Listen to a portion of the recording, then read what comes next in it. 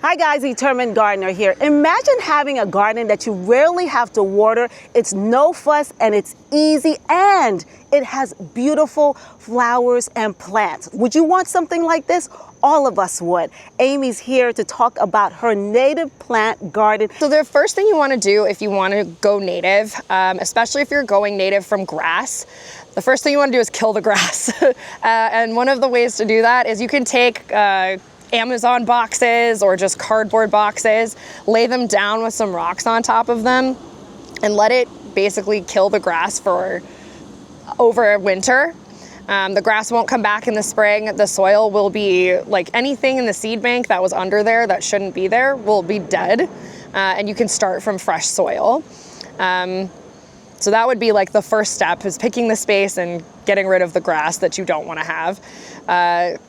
You should also be observant of the type of, like how much sun you get and the kind of soil you have, because native plants don't all like to be in the same area. Some of them prefer shade, some of them prefer sun, some of them prefer dry soil, some prefer moist soil. So you have to know where you're planting things, and it can be a little bit of a trial and error at first. And sometimes, because native plants disperse their seeds and also like tend to spread and become like bushier as they get bigger. Every year they come back, they're a little bit bigger. There can be some movement, and the plants will kind of find the spot that they like. Even if you put them in one spot, they might be like, oh, there's this spot I grow better over here, so I'm gonna move over here. One of the benefits of native plants versus non-native is that they are adapted to living in the area that they're from. So that really helps make them grow and thrive. You keep them in pots. You can keep them in Yeah, pots. you can absolutely. So if you're someone who doesn't have the space, like a patch of grass to kill or something like that, you can put them in pots and they still look gorgeous. They can overwinter in the pots. You really don't have to do much. You may have to transplant them into a bigger pot later or divide them out so that they don't, get too root bound in there, but it still works out really well. So I've grown up watching my mom garden my entire life. I'm originally from California, so she's got a nice big garden in California. Watched her just like out in the yard all the time. I've always loved nature. I just really want to bring nature to the urban areas, because I think that's one way that we can combat some of the issues that we're facing with like changing temperatures, increased flooding.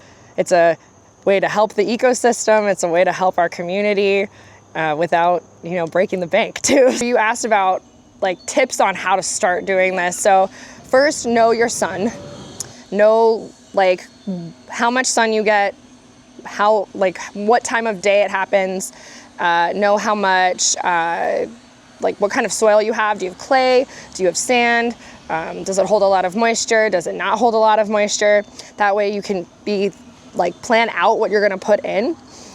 Before you remove any plants from a space, make sure you have something to replace them with. That's how invasive plants tend to move in, and like things you don't want.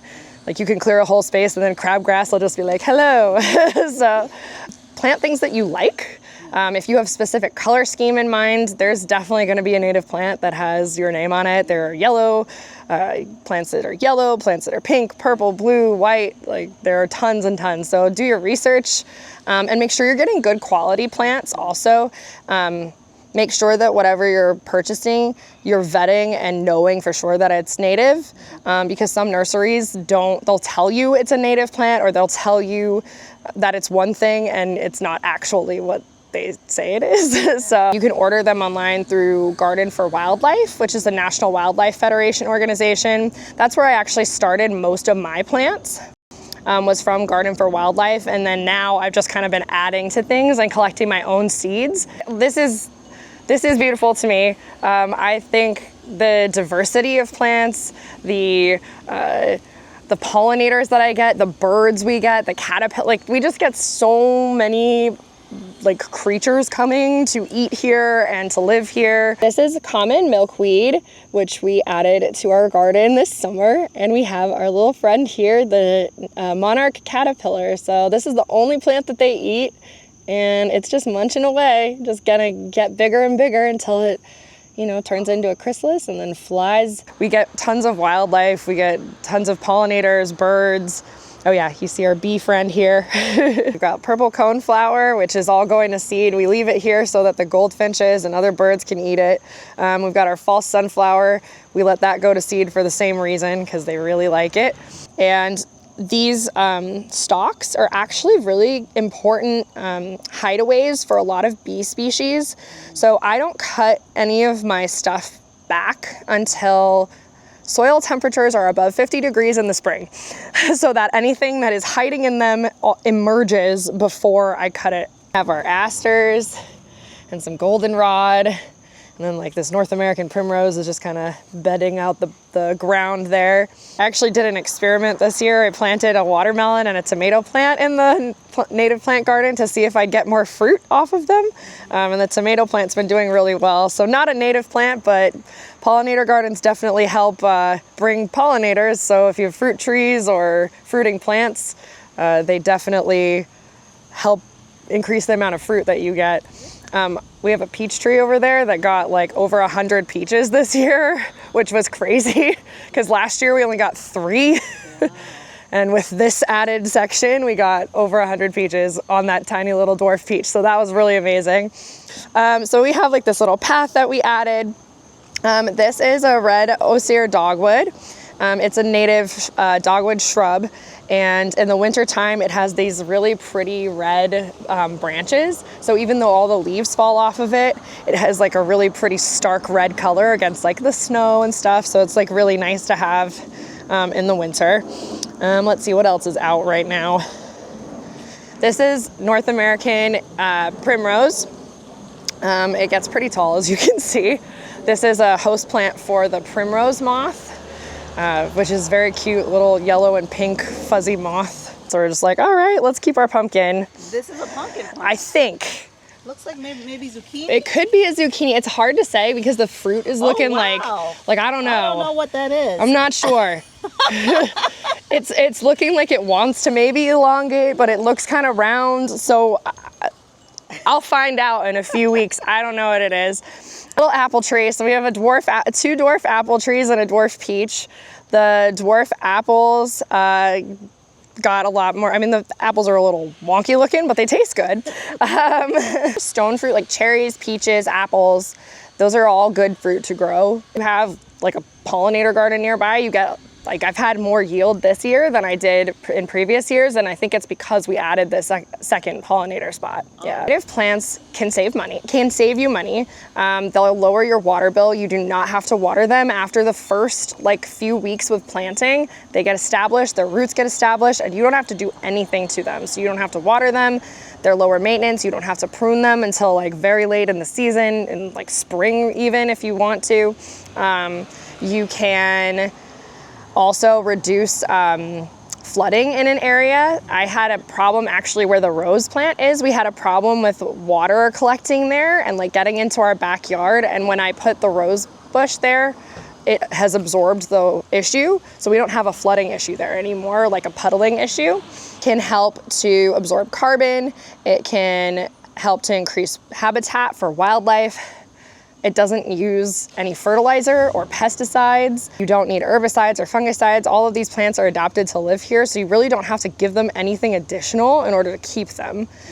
So the upfront cost might be, like it might seem a little bit more, but in the long run, on a lawn, the average American spends anywhere between $1,500 to $2,400 a year on their lawn, just with maintenance. It's not even including like your water bill or anything like that. So if you have native plants, you're reducing, that's like $2,500. You're getting rid of that right there. And then you're gonna lower your water bill. Native plants can also help lower the temperature around your home.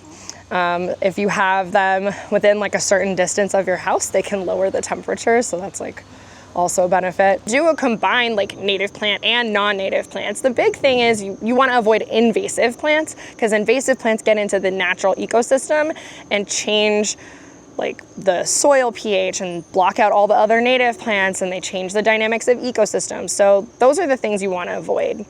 But you can have like other stuff. Like I actually have some bulbs that will come up in the spring, like tulips and stuff, and those aren't native to the area, but I like them. They're pretty. It's okay to have other things. The garden over on that side is like strictly, I just decided to do strictly native plants, but the rest, like I have some that are mixed in. Moving toward less and less lawn each year. My husband does like to have some, and my son likes to run on it, but we are doing a little project. So we have some dead spots, and rather than replace it with the non-native grass seed, I've started putting in native grasses. So like this is purple top, and you can still absolutely run on this. It's still like a nice ground cover. But I'm starting to replace like our dead patches with this because it's native and lasts a lot longer. It like doesn't require the water that the rest of the grass would normally require. Guys, Amy talked all about the benefits of having a native plant garden, and there are so many benefits outweighing lawns. And she just happens to have a YouTube video channel. I do. It's at Pollinator Arc. Thank you so much for joining me here on my channel, The Determined Gardener. Don't forget to hit that sub button, like button, and share this video with your family and friends. Until next time, happy gardening, everyone.